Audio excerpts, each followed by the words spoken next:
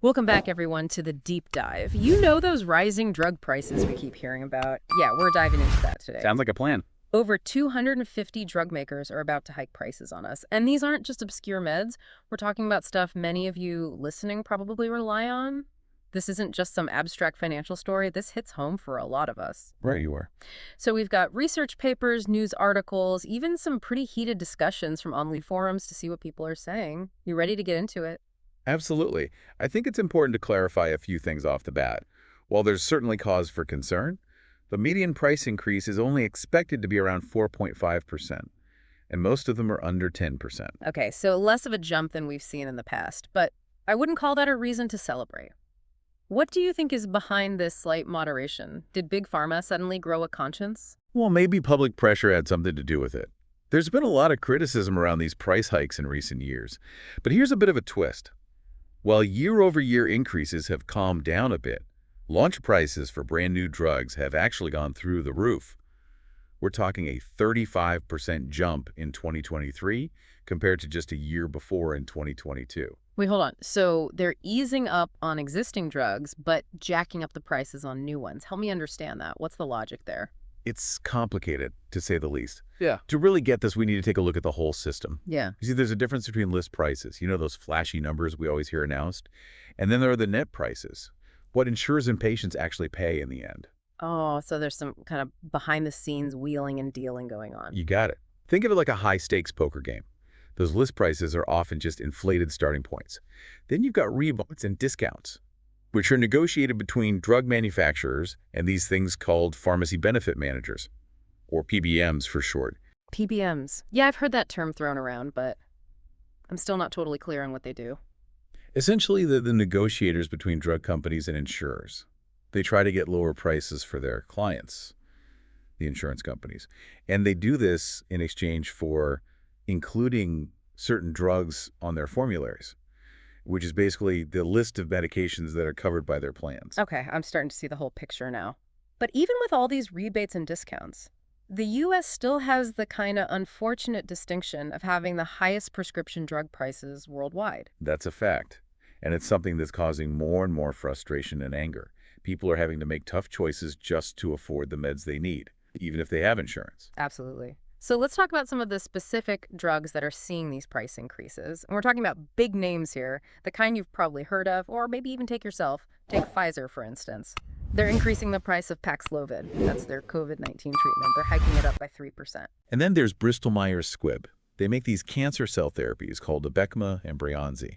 And those are already incredibly expensive. We're talking close to $500,000. Now those are getting even pricier. Abecma is going up by 6%. And Breyanzi by 9%. And we can't forget about vaccines. Sanofi is raising prices on a bunch of theirs. Makes you wonder how many people are going to be priced out of getting preventative care, too. Yeah, that's a real concern for sure. But there's one notable exception to this whole trend. Merck is actually lowering prices on a couple of their diabetes drugs, Januvia and Janumet. They say they're aligning the list price closer to the net price. Whoa, that's a curveball. What's the deal there? Are they genuinely trying to make these drugs more affordable, or is this just a PR stunt to get ahead of any backlash? It's hard to say for sure what their motivations are, but it definitely shows that there are different approaches being taken within the industry. Be interesting to see if this prompts other companies to follow suit. Absolutely. Now let's shift gears a bit and talk about how people are reacting to this news. We've been checking out some online discussions, and let me tell you, things are getting pretty heated. People are frustrated, angry, even resigned to it all. Yeah, I can understand why.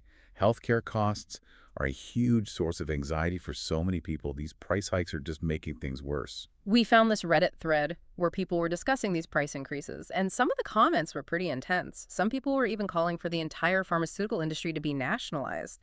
Talk about radical solutions. Yeah, that's definitely on the extreme end of the spectrum. But it shows you just how desperate people are for a solution. This isn't just about numbers on a balance sheet. It's about real people facing impossible choices between their health and their basic needs. And those choices are only getting tougher with each price hike. We saw comments from people saying they were skipping doses or even cutting pills in half just because they can't afford the full treatment. That's heartbreaking to hear. It really raises the question of whether access to life-saving medication should be tied to your ability to pay. It's a tough question for sure. And it speaks to the broader issue of healthcare affordability in this country. Absolutely. And to make matters worse, the U.S. doesn't have a centralized system for negotiating drug prices. Unlike a lot of other developed countries, we're stuck with this fragmented system where each insurer or group of insurers has to haggle with manufacturers on their own. So it's kind of a free-for-all out there, which I guess explains why those list prices can be so outrageous. It's like trying to negotiate a deal while standing on top of Mount Everest. And this lack of centralized price control is a big reason why drug prices are so much higher here in the U.S. compared to other places. Speaking of other countries, one of the suggestions we saw in that Reddit thread was drug importation.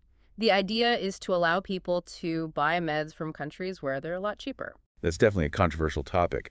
On the one hand, you've got people who say it would boost competition and drive down prices. But on the other hand, there are legitimate concerns about safety and quality control. We need to make sure those imported drugs meet the same standards we have here. Right. It's not as easy as just buying some pills online from some random pharmacy overseas. There's a real risk of getting counterfeit drugs, which could be dangerous. Exactly. But the fact that people are even considering such a drastic measure shows how desperate they are for affordable solutions. It's a sign that the current system just isn't working for a lot of folks. So let's talk about some potential solutions that have been put forward. What are some ways we could actually tackle this issue of sky-high drug prices? Well, one idea that's gaining some traction is to allow Medicare to negotiate drug prices directly with manufacturers. Medicare, that's the government's health insurance for seniors' rights. Right. And it has a huge amount of bargaining power because it covers such a large portion of the population. A lot of people argue that by using that power, Medicare could negotiate lower prices, not just for seniors, but for everyone. That sounds like it could make a real difference. Are there any other ideas being floated around? Another popular one is increasing transparency in drug pricing, basically forcing drug companies to be more upfront about their research and development costs Yeah. and to justify their price increases with actual data. That sounds like a no-brainer to me. More transparency could help us figure out why these prices are so high in the first place. Exactly. It would give consumers and policymakers more power to make informed decisions and potentially hold drug companies accountable for unjustified price hikes. So we've got Medicare negotiation, price transparency, and of course the ongoing debate about drug importation. Those are some pretty big potential changes. But what about the arguments against government involvement in drug pricing? What do the folks on the other side of this issue have to say? Well, the main argument you'll hear from the pharmaceutical industry is that government intervention would stifle innovation. They say that high drug prices are necessary to fund research and development for new life-saving medications.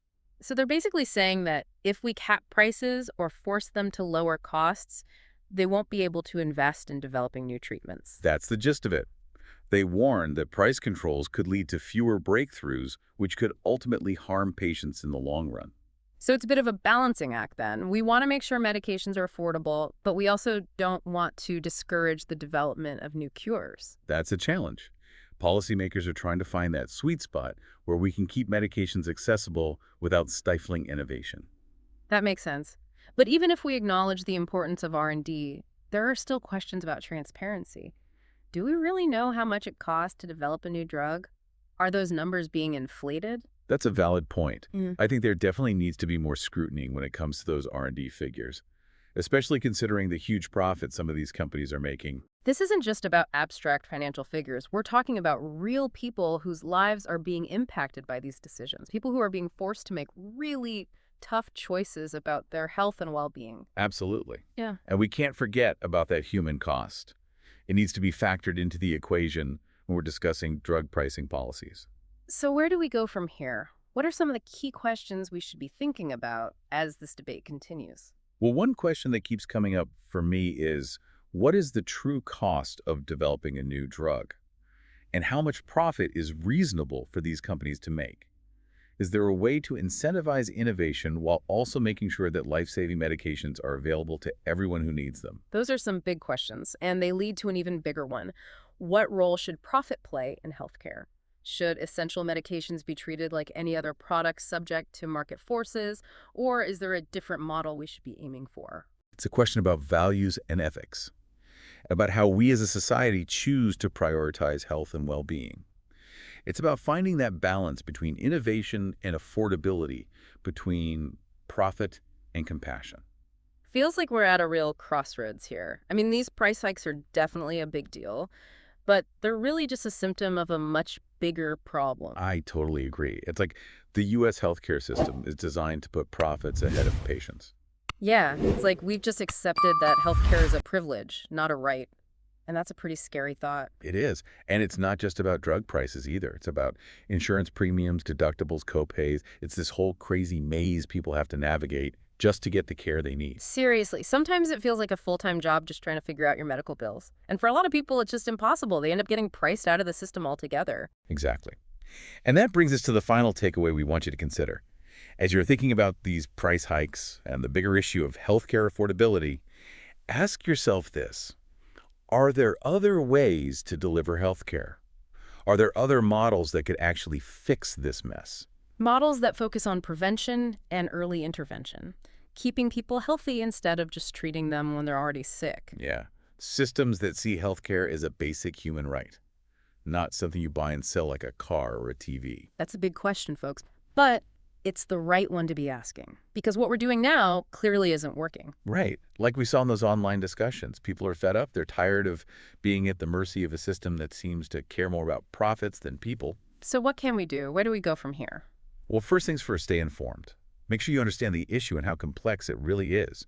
Then talk about it. Have those tough conversations with your friends, your family, even your elected officials. Exactly. Make your voice heard. Because an informed public is the most powerful force for change. Absolutely. And remember, this isn't just about numbers and policies. It's about people's lives. It's about making sure that everyone has a chance to be healthy, no matter how much money they make or where they come from. That's the world we should be fighting for. Thanks for joining us on this deep dive. Keep asking those tough questions and keep pushing for a better, fairer healthcare system for all of us.